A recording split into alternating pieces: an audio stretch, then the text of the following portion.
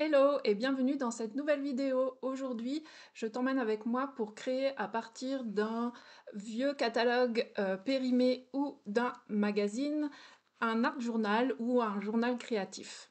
Je t'ai déjà montré dans mes précédents vlogs ce petit carnet dans lequel je crée soit des collages, soit des dessins. J'en ai fait un dernièrement là. J'ai aussi créé un fond à la peinture dans lequel je suis venue dessiner. Je te montrerai ça tout à l'heure. Et je t'invite aujourd'hui à créer le tien à partir d'une vieille revue ou d'un vieux catalogue. Il y a encore des marques de vêtements qui publient des catalogues et pourquoi pas les transformer en art journal. L'avantage de cette transformation, c'est que déjà c'est gratuit, hein, ça te crée un support gratuit pour venir faire des expériences avec la peinture, le collage, etc. Et donc ça enlève un peu cette pression qu'on a parfois à créer dans des beaux carnets. L'avantage aussi, c'est que on vient créer sur quelque chose qui est déjà illustré. Alors, il y a des choses plus ou moins jolies, mais on peut garder une partie du fond pour créer et ça peut être des déclencheurs inspirants et ça enlève un peu ce truc de la feuille blanche, la page blanche qui peut être intimidant. Et la troisième raison, c'est que c'est écologique parce que plutôt que de acheter du papier, on le récupère pour en faire notre support créatif. Pour moi, c'est vraiment le support idéal pour faire des expérimentations, pour tester des choses que je veux tester depuis longtemps mais que je n'ose pas faire dans mes beaux carnets ou que j'ai pas vraiment d'endroit pour le faire. Et j'apprécie beaucoup avoir ce petit carnet depuis que je l'ai commencé et je t'emmène avec moi pour que tu puisses t'en créer un aussi. Pour préparer ton carnet, tu vas avoir besoin d'un support pour protéger ta table parce que nous allons couper avec un cutter donc, un crayon de papier pour faire un repère pour savoir où couper et une règle qui nous servira de guide quand on va couper avec le cutter. Ensuite, je te montre deux exemples de magazines ou de catalogues qui peuvent devenir un petit carnet créatif. Là, je te montre le National Geographic qui a des pages très épaisses et un papier glacé, donc ça peut être intéressant pour certains travaux et qui a de très belles photos de paysages. Et puis ça, c'est un catalogue de vêtements qui, lui, du papier très fin mais des pages, pleines pages en couleur et donc qui est aussi très intéressant. La première étape de la transformation, c'est de plier toutes les pages du magazine, les pages intérieures. On s'occupera des couvertures après. Donc moi, je fais d'abord un côté, après l'autre. Alors pour plier, vous voyez que je ne vais pas tout au bord. Je garde une petite marge d'environ 5 mm, 5-6 mm. Je ne mesure pas, hein. Vous voyez que je le fais comme ça au feeling. Et je vais faire toutes les pages d'un côté du magazine et puis après, je ferai les pages de l'autre côté. Alors pourquoi plier les pages? Je pense que déjà ça permet de réduire la taille du carnet sans avoir à couper toutes les pages et ça va solidifier le carnet, ça va le consolider parce que ensuite, une fois qu'on créera dans notre carnet, on pourra coller ces pages.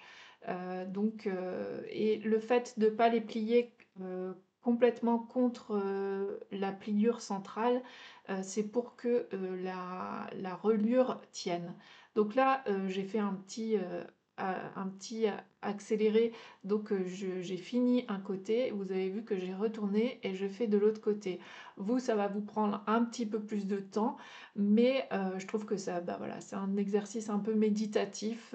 On fait ça tranquillement en écoutant de la musique, en écoutant un podcast. Et moi, j'aime bien faire ce genre de petit bricolage où on prend son temps comme ça. Donc là, sur la vidéo, j'ai fini de plier mes pages. Non, il m'en reste encore une. Et je vais ensuite m'occuper des couvertures. Donc vous voyez qu'elles ne sont pas forcément toutes pile poil au même endroit, mais ça fait aussi le charme de ce genre de projet. Et si vous les voulez vraiment très très très très régulières, vous pouvez aussi mesurer, vous allez plier. Là, je suis en train de vous montrer que la couverture, je la plie un peu plus bas, c'est-à-dire qu'elle va dépasser par rapport aux pages intérieures. vous voyez qu'elle est plus grande que, les pages intérieures.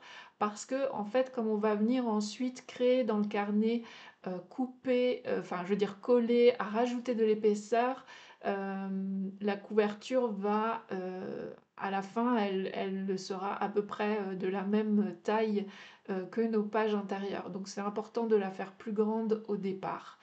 Moi, je ne travaille pas du tout ma couverture avant d'avoir fini mon carnet parce que je vais utiliser de la peinture, je vais utiliser, des choses salissantes et donc ma couverture va aussi souffrir. Donc je ferai ça à la fin quand j'aurai fini de remplir mon carnet. Et pareil, je ne colle pas les pages, tout de suite, je le fais au fur et à mesure que je crée dans mon carnet. Voilà, la première étape est terminée, on va pouvoir passer à la seconde étape qui est un tout petit peu plus, sportive, on va dire. Donc là, je vais marquer, le centre du magazine, pour le couper en 2. Mais si vous voulez avoir un tout petit, carnet et un plus, haut, bah, vous pouvez, couper, là où vous voulez. Vous pouvez même faire 3 magazines, enfin je veux dire 3 carnets en un. Donc là, j'ai décidé de faire 2 carnets de la même taille et je vais venir ensuite couper avec mon cutter. Alors, il faut bien tenir fermement la règle, enfin vraiment il y a une grosse pression, sur ma main gauche là pour pas que la règle bouge et après, bah, on fait plusieurs passages, en appuyant, assez fort sur le cutter pour que, à chaque passage, en fait, on coupe quelques pages. C'est bien aussi d'avoir une lame assez aiguisée, ça aide pour que ça aille plus vite, en fait. Et puis, bah, voilà, au bout d'un certain nombre de passages, il faut être patient, passer plusieurs fois, nos catalogues, sont coupés et on va pouvoir avoir nos 2 carnets.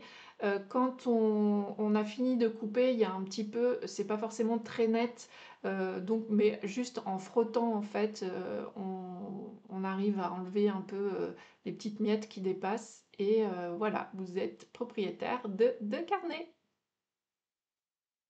Pour finir, je vais te montrer un petit peu ce que j'ai déjà créé dans mon carnet. Je l'ai commencé il y a à peu près un mois. Là, j'ai passé de l'acrylique noir, j'ai tout recouvert et j'ai fait un dessin au Posca blanc. Je suis assez contente du résultat. Là, c'est un collage avec des chutes qui me restaient, d'un atelier et donc je suis venue faire un collage, puis j'ai fait un dessin au Posca. Aussi un collage avec des chutes de peinture et de dessin. Là, j'ai passé une couche de gesso blanc et j'aime bien parce qu'on voit encore un peu par transparence et puis je vais venir faire un peu d'écriture, donc ça peut aussi être un carnet d'écriture. Un collage que j'avais réalisé avec toi dans le vlog, numéro 4.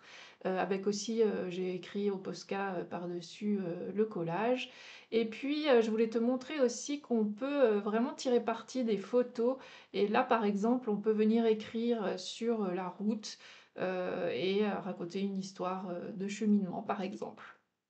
Tu as maintenant toutes les clés pour recycler ton magazine, ou ton catalogue en petits carnets créatifs dans lesquels tu pourras venir t'amuser autant que tu le souhaites. Dis-moi en commentaire si tu as testé cette méthode, si tu as encore aussi des questions, par rapport à la fabrication du carnet ou, sur comment ensuite, l'exploiter, le créer dedans. N'hésite pas à aussi me poser tes questions dans les commentaires. Je te remercie de m'avoir suivi jusqu'ici et si tu n'es pas encore abonné, je te conseille de le faire puisque je posterai, d'autres, tutoriels ou conseils pour, créer dans tes carnets à l'avenir. Salut!